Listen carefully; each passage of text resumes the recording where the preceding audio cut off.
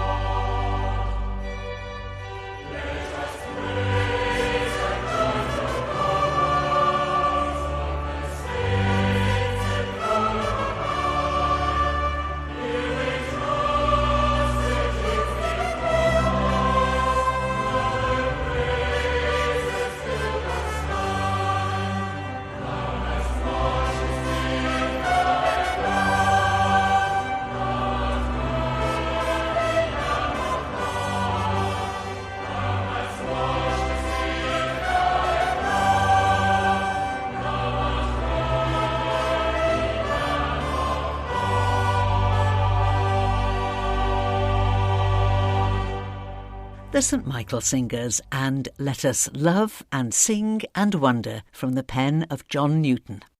Kerrowkeill was for many years a well-used country chapel in the Wesleyan Methodist tradition, sited on an ancient route from the south of the island over the shoulder of South Barrule to Glen Rushen, Glen May and Peel. Today it's no longer a place where people gather to pray. Declining membership led the church council to ask for permission to close as a place of worship, and the last service in Kerrowkeill was in March 2019. But its rich history will never be forgotten, and recently we discovered in the Manx Radio archives a programme which Rev'd David Bush, a former Vicar of Marown, made almost 40 years ago for his Keystones series about the history of Manx churches. David always involved local folk in his programmes, with great stories and memories to share. We start with a conversation between Charles Gard and Ken Quayle, whose family featured large in the building and the life of Kerrowkeill Chapel. Well, my family's been farming around here since, as far as we can tell, 1630. Probably beyond that, but there are no records available.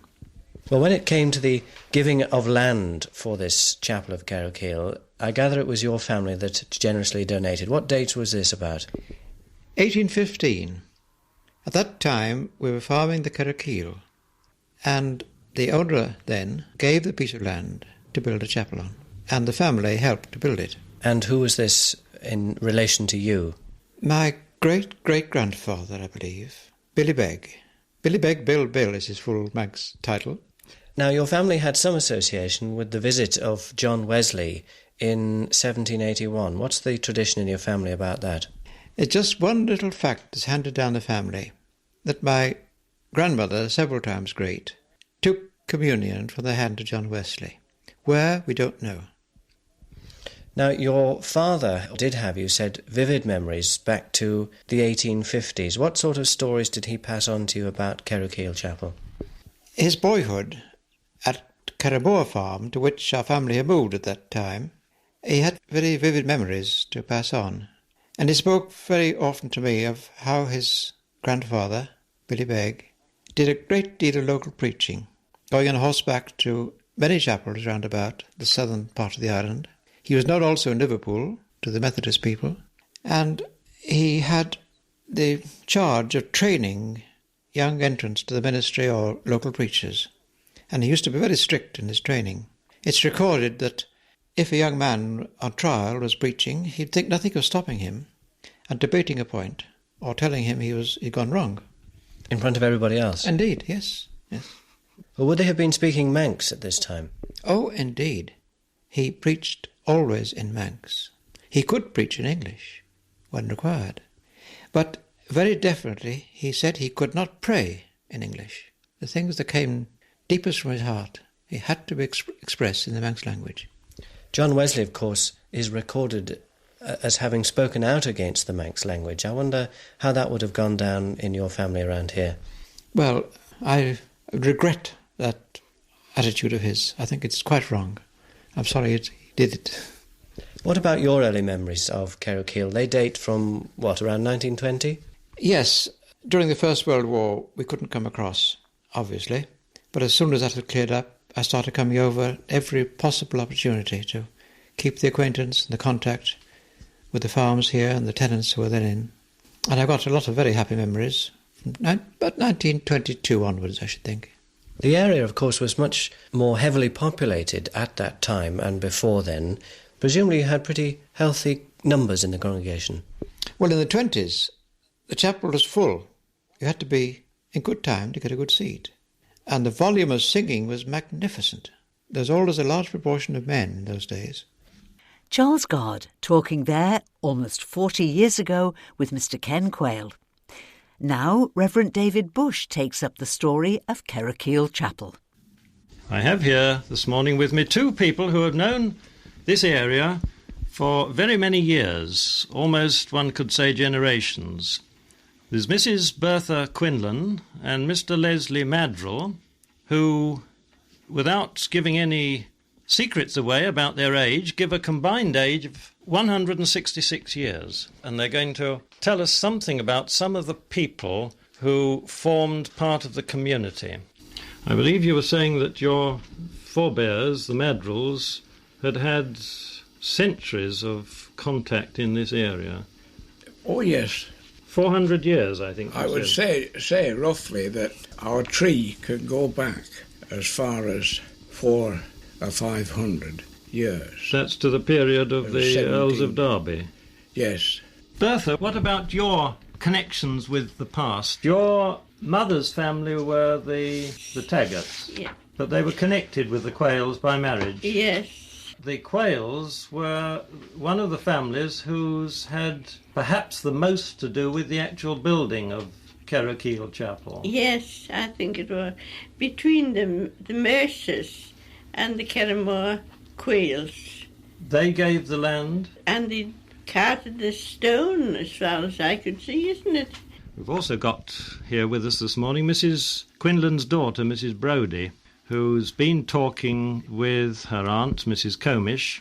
Now, Mrs. Brodie, the church was built back in the beginning of the last century, I believe. Yes, my aunt always said it was in 1814.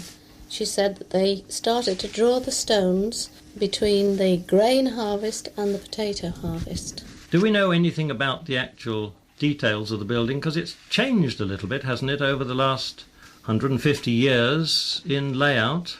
Yes, she said that originally it had one centre door with pulpit and pews either side of the pulpit, but forms in the main part of the chapel. Then later on, as more space was required, the door was in the centre was built up and one was opened on each side of where the original door had been. In the space at the back there were 4 pews made. The first ones had 1 step and the back ones 2 steps. And there were 2 of these on each side. There were far more services in the old days, I think, than there used to be. You were telling me, Mrs. Brodie, of numerous services throughout each Sunday.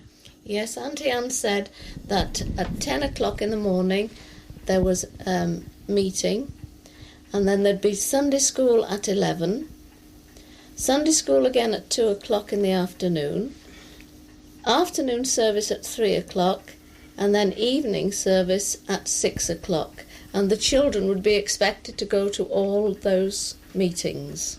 And you had an organist? Not until 1899, the first organist was Ella Taggart, later Mrs. Kenyock of Ballahot, when the harmonium was bought in that year for £12. But even before the arrival of that harmonium, there was music for the hymns at every service, from Tom Taggart playing his fiddle. Tom was quite a character, as you'll hear as Mona Douglas now talks with David Bush. Now, Mona, your memories of Kerrowkeill and the area go back to the 1920s, I believe. Yes, when I was working at Rushnabia.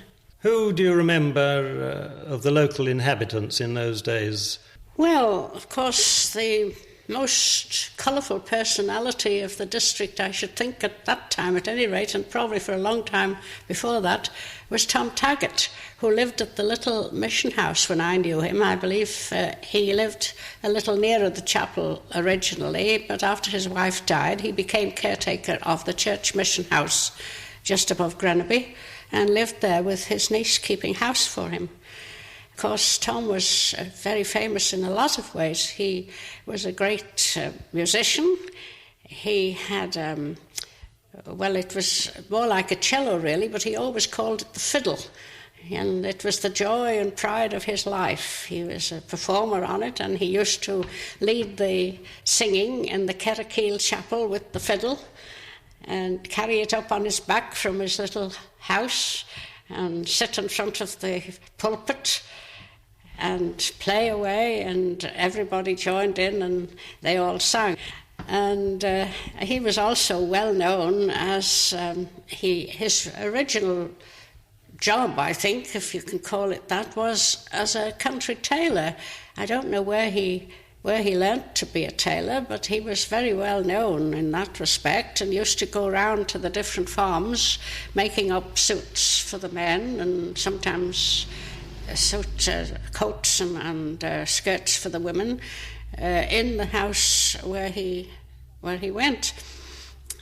And just like the old farmer tailors always used to do, he would come in and sit cross-legged on the table with their thread and needles and scissors and paraphernalia and talk to all the people in the house while they were cutting out and sewing away.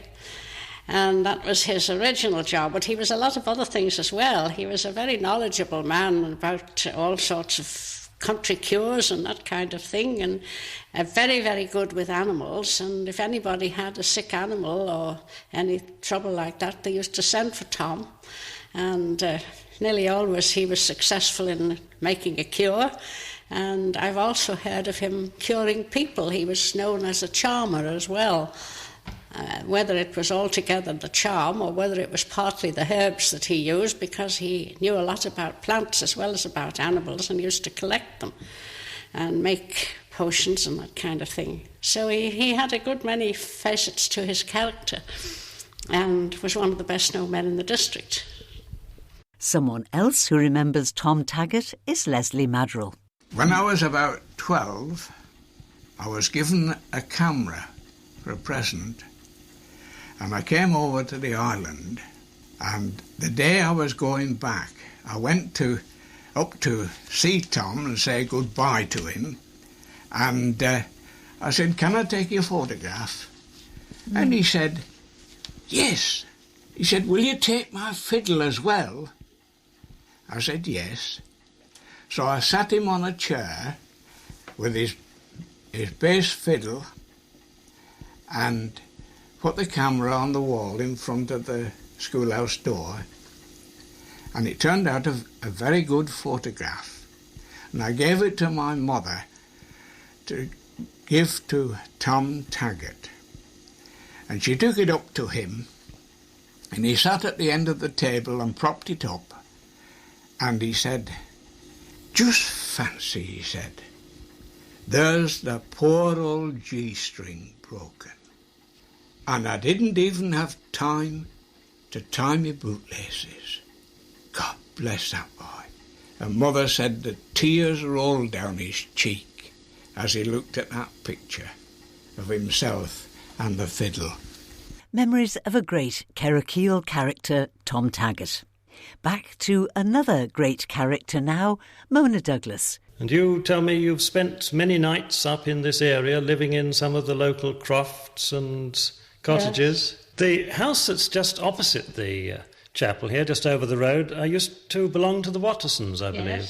The people I used to stay with were the Quails at the Quallock, and that was down the Ronnig Road, a little bit on the right, and it was a very nice old croft with a thatched house and a bit of land. People who lived there in my time were Catty Quayle and her mother, Mrs. Quayle, and her auntie, Mrs. Cool. The two old ladies always used to talk about Catty as the girl, and Catty at that time was about 60, I think, so you can guess that they were pretty old.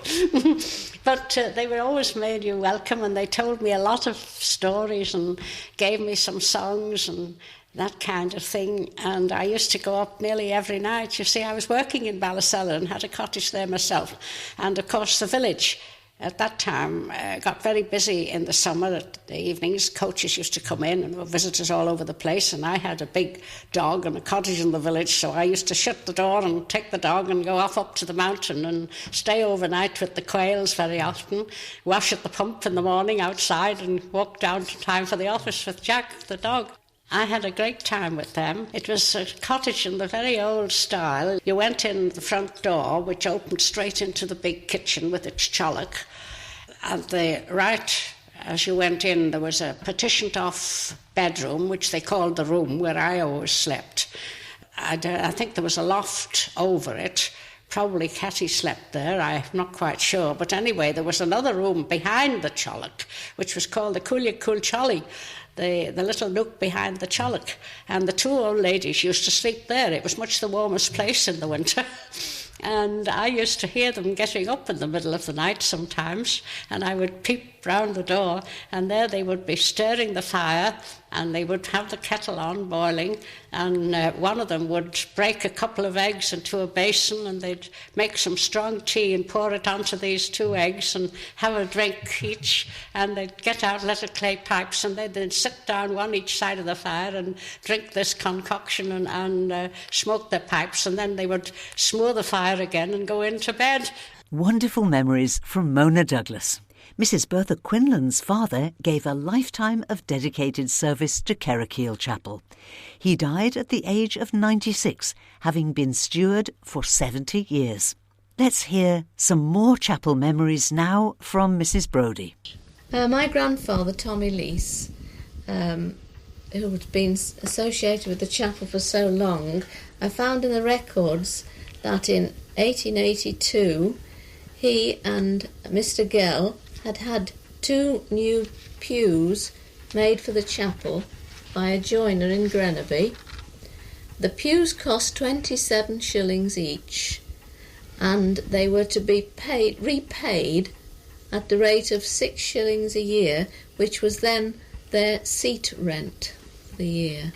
Sometime round about that period there were also some new Bibles, you were telling me, that had been provided for the chapel. Yes, Mrs. Billy Watterson said that 100 years ago, well over 100 years ago now, new Bibles were purchased, and when this happened they never burnt them. They took them, in this case, to Ned Quayle's Gary at the top Kerrowkeill and scattered them to the wind. The idea was to spread the word of the Lord. I found notes about the duties of the chapel keeper. They were given by Mr. George Madrill. The chapel had to be scrubbed 3 times a year. No fire was to be lit after the last Sunday in April until the last Sunday in September. And this was also to be applied to the lighting of the lamps. The chapel keeper had to be responsible for opening and locking the chapel, and the fire had to be lit before 10 o'clock on a Sunday. Was it the cleaner's or caretaker's job to keep the fire stoked?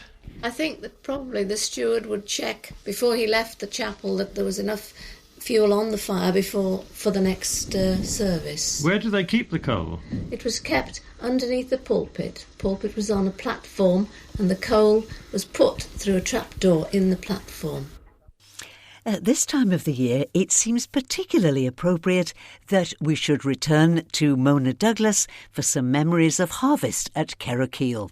They have a wonderful collection of produce, which they decorate the chapel, and they have a harvest festival service on the Sunday, of course. Everybody admires the produce and so on, and then possibly on the Monday night or a night or two afterwards they have the harvest tea party and auction the fruit for the chapel funds, or did do. I don't know whether they still do. And the tea party actually took place here in the chapel, yes. in the chapel. As it did in most of the small country chapels. You see, the seats were generally, some of them had the box seats at the back, but nearly all of them had some low seats towards the front of the chapel, and they used to put boards across them to make a sort of trestle table. And all the local ladies used to get out their best silver and china and nice cloths and all that kind of thing and set a beautiful table. And then they'd have ever so many sittings of tea. They would sit, and the boys would have competitions as to who could drink the most tea and that kind of thing. And the tea would start with the Sunday school children about 6 or 7, and then about 8 o'clock or 8:30 the adults would come in and have their tea, and then they would carry on with that until somewhere about 11 o'clock, and then the concert would start. They'd have a chairman for the concert. All the tables would be cleared away and all the crockery and so on packed in baskets to be taken home, and all the seats would be available for people listening to the concert, and that would go on until midnight or after. Thank you, Mona, for coming up and sharing your memories with us. It's most fascinating hearing about these stories of the past. The Methodists are wonderful for keeping records of their churches, and Kerrowkeill is no exception. I was looking through one of their old books recently, and I saw an item that had been written in 1946. Then we were just after the war, and the congregation had contributed £4 to the Blitzed Churches Fund, and at the same time they gave 5 shillings to the Worn-Out Ministers Fund. I wonder if that was a question of priorities. Outside the wall of the old chapel there used to be a great stone bink, which apparently came from the old keel, and it was for a very long time a favourite seat for the exchange of gossip and news among the local community. Can't you imagine them sitting here with the wonderful view across to Castletown and the south of the island, yarning and talking and obviously a little bit of leg pulling and probably a bit of preaching. We're going to finish with that carvel, that spirited Methodist revival hymn, The Good Old Way. This is David Bush signing off from Keystones.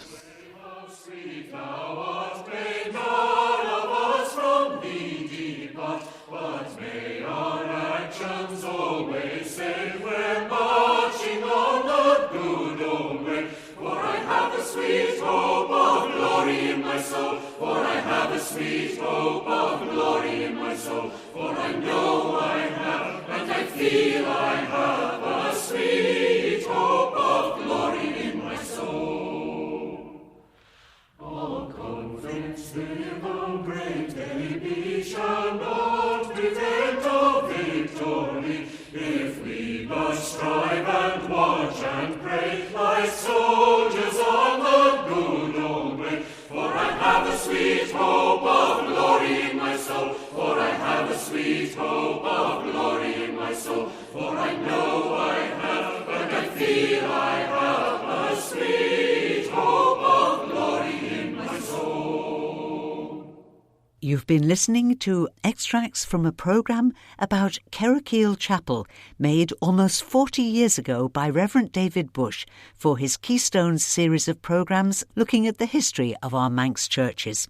David was a former Vicar of Marown, and we'll occasionally include more from David's Keystones programmes in future editions of At Your Service. And we finish now with a look at our notice board.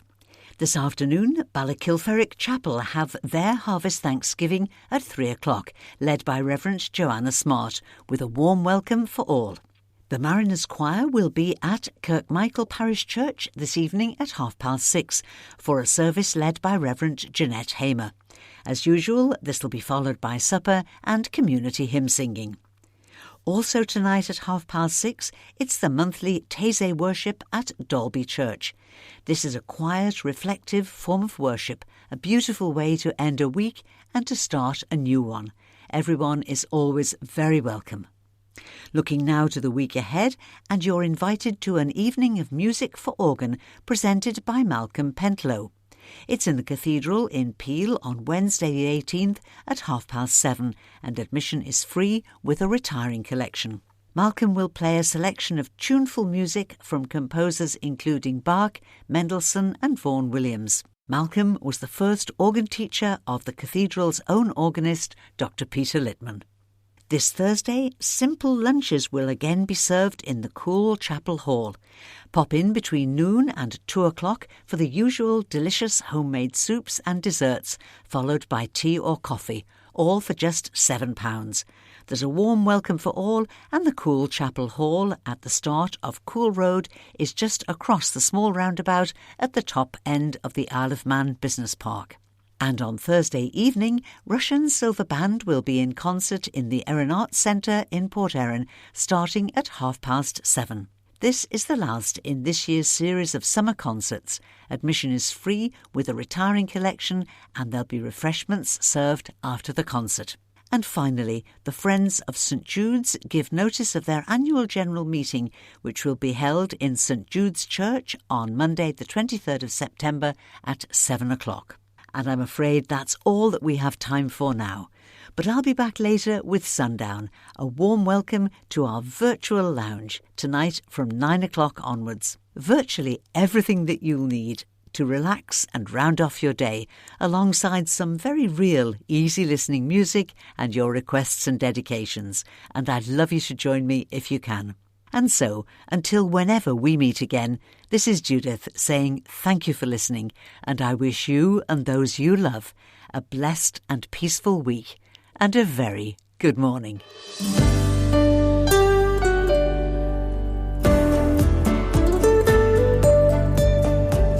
The Nation Station, Manx Radio.